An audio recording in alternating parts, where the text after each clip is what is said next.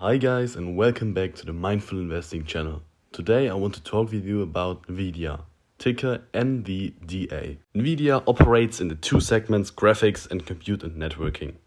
In their graphics segment they basically produce GPUs, so graphics cards, for example gaming. Their compute and networking segments offer data center platforms for their clients. Now let's try to value NVIDIA using a simple discounted cash flow model. To be able to value NVIDIA using this DCF, we have to first make a couple of assumptions. First, we have to assume NVIDIA's free cash flow growth rates for the next 5 years and the 5 years following those 5 years. I personally always like to base my future assumptions on historical growth rates. Over the last couple of years, NVIDIA was continuously able to grow its free cash flow.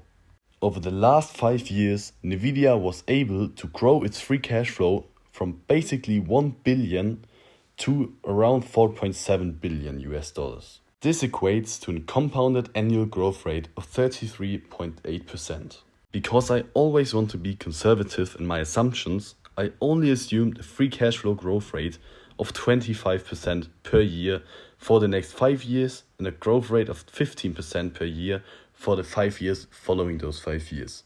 We have to also keep in mind that cryptocurrency miners account for a big chunk of NVIDIA's GPU sales. This may lead to problems because Ethereum, which is currently the most profitable cryptocurrency to mine, plans to shift from a proof-of-work model to a proof-of-stake model, which doesn't require any miners anymore. So this switch would basically lead to the huge amount of computing power which is currently used to mine Ethereum being transferred to mine other cryptocurrencies, which in the end would lead to a decrease in profitability and also a decrease in demand of GPUs. So there's a very real risk that the growth rates I assumed for NVIDIA's future free cash flow growth rates are overstated. Next, we have to assume a price to free cash flow multiple for NVIDIA at the end of our holding period, so basically in 10 years. As always, I want to have a look at NVIDIA's historical price to free cash flow multiple.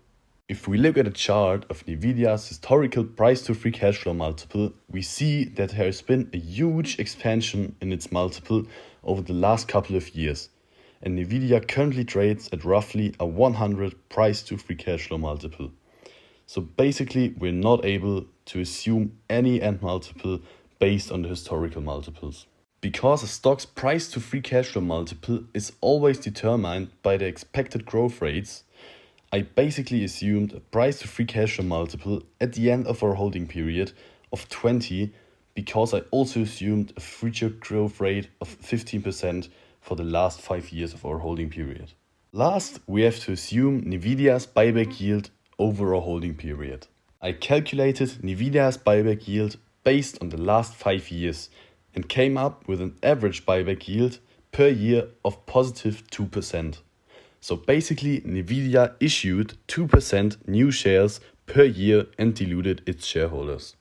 Because NVIDIA issued less than 2% new shares per year if we calculate the buyback yield based on the last 4 years, I assumed a future buyback yield of 2% to be conservative. Now we are done with all of our assumptions and can finally calculate our discount rate, which is basically our internal rate of return for our next 10 years, so basically the holding period. To calculate our internal rate of return, we simply adjust our discount rate until the fair value per NVIDIA share shown in the green box is equal to the current stock price. When doing so, we come up with a discount rate, so basically our internal rate of return of 3.1% over the next 10 years, which is definitely too low for me to justify an investment. Also, we have to keep in mind that our assumed free cash flow growth rates for the next 10 years may be overstated because of the potential impacts of an Ethereum switch to a proof-of-stake model on NVIDIA's GPU sales. So that's it for today's video about NVIDIA. Please always do your own due diligence, your own research, and never simply trust a guy on the internet telling you that there might be a potential investment opportunity. Feel free to ask any questions in the comments and leave a like if you enjoyed the video. See you next time.